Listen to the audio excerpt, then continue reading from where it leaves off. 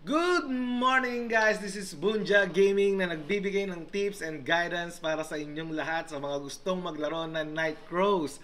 Alright guys, kahapon hindi tayo nakapag-post because nagkaroon lang kami ng outing ng mga friendship ko, ng mga kababata ko. So ngayon, babawi tayo ngayong araw na to. So ang pag-uusapan natin ngayon ay earning 200 to 300 pesos per day na AFK mode ka lang. Diba? Okay ba yun? Okay ba yun guys? Alright, pag-usapan natin yon. So, mabilis lang tayo rito lagi. Sabi ko nga sa mga nanonood dito, maraming salamat sa mga nagla-like, nagsasubscribe, mga nagko-comment, yung mga nagko-correct sa akin. Thank you guys. So, pag-usapan na po natin yon. Paano tayo kikita ng 200 to 300 pesos per day? Okay, number one guys, papakita ko lang sa inyo yung benta natin kahapon to. Hindi ako nakapaglaro, nag-AFK lang ako almost. So makita natin dito is 33. Computein natin yan guys. Kung magkano ba yung kinita natin kahapon. Calculator, medyo bumabagal na yung ano ko yung aking desktop. Ito na pala, calculator. Alright. So, magkano kahapon yung kinita natin habang nag-AFK lang tayo? 35 plus 55. Dito tayo para mas makita natin ngayon. Plus 38 plus 33, 23, 28, 47, 47, 57. Oh, teka lang, nagkamali ata. Tama ba? Mali. Ulit tayo. 33, 55, 38, 33, 23, 28, 47, 47, 57, and 57, and 25, and 11. Yan, kahapon yan guys. 454 diamonds yan. Kinita natin kahapon. So, paano na nga ba? So, paano yung step by step Bunja? Paano ka kumikita ng ganito every day? Okay. Guys, eto, meron lang tayong kailangang mga requirements para makuha natin yung ganun. Kung gusto mo mag-AFK lang para kumita ka na ng 200 to 300 pesos per day. So, eto AFK mode lang to guys Tinuturo ko sa inyo. So, maggagawa tayo ngayon ng mga videos para naman ma-monetize natin yung laro natin. So number one guys, paano ba natin kikitain yung mga ganon? Number one guys, kailangan yung character nyo po kaya niya ng matulog or magbabad nang hindi siya namamatay. So in order to do that, kailangan yung stats natin guys, syempre diba meron tayong mga ibang videos kung paano palakasin yung character natin. And of course, maraming salamat pala bago tayo doon. Yung nag-post po ako nung regarding sa Papyrus na pagtanto ko na mali ako doon, tama po kayong karamihan doon, na unahin nyo yung mga blue items kahit adventurers lang. Kasi yung pinopost ko po doon is yung nandirito sa accessories. So ngayon po nagpo-focus ako ngayon mabuild itong ang armor set ko ng blue set. So ngayon nakita nyo, lilima na yung set ko rito ng blue item. So para makapagbabad po tayo, para kahit AFK hindi tayo matatakot na mawala yung mamatay yung character natin. Okay. So, number one, palakasin nyo yung character nyo. Pag tumungtong na po siya ng level 45, level 46, and then you have good stats. Tandaan nyo, you have good stats or mataas po yung def nyo. Tandaan nyo guys, dito po kung gusto nyo mag-AFK, pataasin nyo yung def nyo. Bakit def? Kasi ang def po dito ay parang evasion po natin dito. Tandaan nyo, yung def dito is evasion. Hindi ito yung kunat. Iba yung kunat po dito. Yun yung mga damage reduction, damage negation, yun yung kunat. Pero yung def po natin dito, example, ito, 191. Nagde-daily quest ako ngayon dito. Yung def po natin, pag mataas na po yan, hindi po tatama yung kalaban sa inyo. Okay? Hindi natatama yung kalaban sa inyo. Ibig sabihin, pag hindi na tumatama yung kalaban sa inyo and then you have good accuracy, nakakatama ka rin, kahit iwan mo siya AFK, walang problema. Hindi mamamatay character mo. Now, second, Ang second po, marami pong nagpo-post, diba? Nag-post na rin ako paano kumita ng gold, paano kumita ng Morion, paano kumita ng Papyrus. Nagpost na po ako ng mga ganyan. Now, doon na tayo sa monetization kung paano natin gagawing pera ngayon yung Night Crows. So, ang gagawin natin guys is punta lang kayo sa sell. Ang ibebenta nyo, ito, example nito, nakakuha tayo nito. Hidden Beer. So, this is a level 49. Hindi pa ako tawag doon, hindi pa ako pwedeng umiiwan dito kasi tawag doon, medyo masakit pa yung kalaban dito. Pero nakita nyo, nakakuha tayo ng isa doon. So, ang kukunin nyo po rito is yung mga collectibles nyo na tingin nyo dyan sa server nyo ay mahal na kaya nyo ng iwan. For example guys, lang do bigyan ko kayo ng example. Yung kaya ko na pong iwan dito na medyo mahal, yung yung item is, ito po, turtle shell. So, 27 ang isa niyan. 27 ang isa niyan. Nakakakuha po ako minsan dyan ng 5 hanggang 6 sa around 6 hours or 5 hours na naglalaro ko nito. Depende sa swerte ng character nyo. Ang maganda rito, ang kapartner po nitong turtle shell ay itong edible mushroom. Ang maganda po rito, iisa lang po silang mapa nitong dalawang to.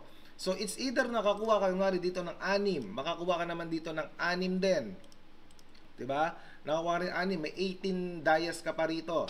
Then, meron pa tayong sinasabi ko sa inyo, yung Land of Prosperity natin na Morions. Pwede tayong makakuha rito ng Unbound Morion. Pwede rin natin siyang ibenta.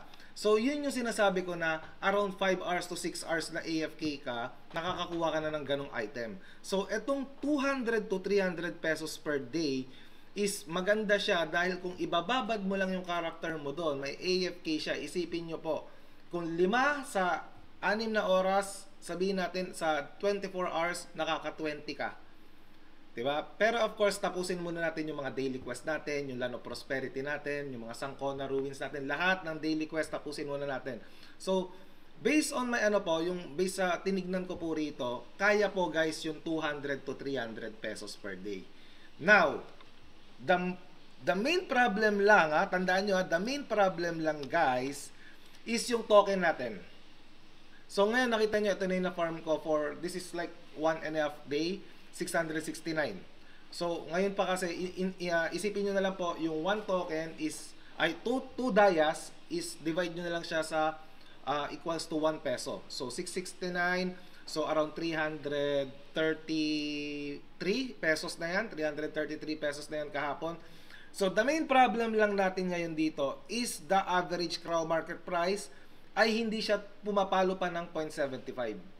Diba? So, hindi pa siya pumapalo ng 0.75. Pag hindi pa siya pumapalo ng 0.75, hindi pa natin siya mamimint. So, wait lang tayo doon. Once naman na pumalo siya ng 0.75 or more, mas malaki yung pwede nating kitain. So, ang maganda lang po rito, nasa dias ka lang po, meron kang dias dyan. And then, example niyan, hindi mo siya binebenta, hindi mo siya ginagamit. And then, nakakuha tayo ng ganito, meticulous aircraft component. Dahil meron ka ng dias dito na 187, pwede mo na siyang i-mint. Magkakaroon ka na agad dito ng 46.80 crow. So, magkano yung 46.80 crow, Sabihin natin, yung 46.80 crow,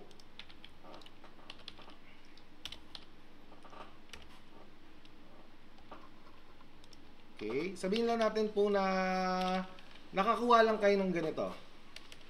Calculator. Ano ba yan? Ano bang cellphone to? Ay, ano ba itong desktop ko? Oh, bumabagal na. Alright. Okay, mamaya na nga yung calculator. So, sabihin natin nakakuha ka ng ganito po. I-times nyo na lang po ito sa 0.75. Meron pala ako dito cellphone. Times natin siya, 46 times 0.75 times 56, almost 1,900 pesos agad yan. Kung makakakuha ka ng meticulous aircraft. Kung hindi pa, pwede i-mint to. Pero of course sa akin guys, sabi ko nga, ito kasi magkano yan? 5.7 yan. Kapag karon tayo niyan, na ibenta natin ng 5.7 yan, almost 2,000 plus na rin agad yan. So pwede nyong i-dias lang yon. Diba? Yun yung sinasabi ko rito na 200 to 300 pesos. That's minimum kung talagang AFK mode ka lang. Pero kung talagang mag-hunt ka, suswertehin ka, makakuha ka ng high seal, diba? Or ngayon kasi pinakamahal na ngayon is yung meticulous aircraft component na eh. Yung Morions natin bumagsak din. Yung feather natin bumagsak din. Papyrus natin bumagsak din. So nakita nyo yung mga ano rito. Kung kunwari dito ay mag 0.80 or mag 0.75, guaranteed na po yung 200 to 300 pesos nyo na naka-AFK mode lang kayo. So, yun nga po, i-summarize natin kung ano yung mga pinag-usapan natin. Number 1, palakasin nyo muna yung character nyo. So, you will need to invest time dito. Palakasin nyo siya hanggang tingin nyo kaya nyo nang iwan siya sa mga mahal na may collectibles.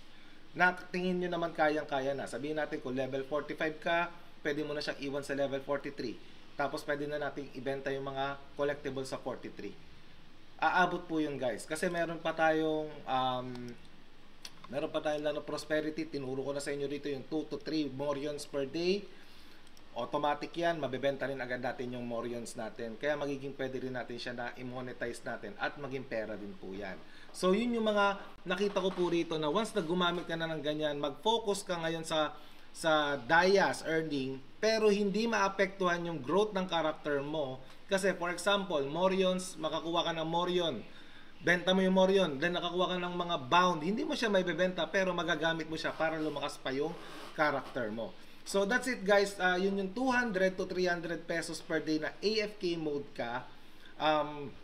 Laking tulong po nito para sa mga gustong ng extra income dito sa Nightcrow. Pero of course, sabi ko nga sa inyo, once na mag-okay na yung minting natin, doon pa lang natin makukuha yung 200 to 300 pesos. So, ang good thing naman doon, so, example, nag-ipon ka ngayong buwan, katapusan ng buwan, nag-0.75 siya, pwede mo naman siyang i-mint kahit na maximum of 100 crores per day yon. Kaya doon pa lang guys, nakakatulong na agad to, na iba na kasi yung laro ngayon eh. Meron na tayong play to earn na nangyari, kaya marami rin naglalaro nitong Nightcrows na to, diba? So, isa yun sa mga ways natin na nag-enjoy ka, naka-AFK ka, na pag-check mo ng character mo, oy, pwede na kumita. And then, mas ma-encourage ka pang palakasin yung character mo kasi gusto mo pang mag-farm doon sa mas malakas na monster and magkaroon ng mas magandang loots pagdating sa collectibles. So, yun lang guys. Maraming salamat sa mga nagsasubscribe po ulit. 180 subscribers na tayo. Konting-konti na lang guys. 320 na lang po. So, please subscribe para makapag-stream tayo and then pwede na tayo mamigay ng coupon. Okay? Yun lang po and that's it. This is Bunja. Once again, wait nyo lang po yung ating mga sunod na video and content regarding Nightcrows at sa mga gusto ko pong laro. Thank you and bye-bye!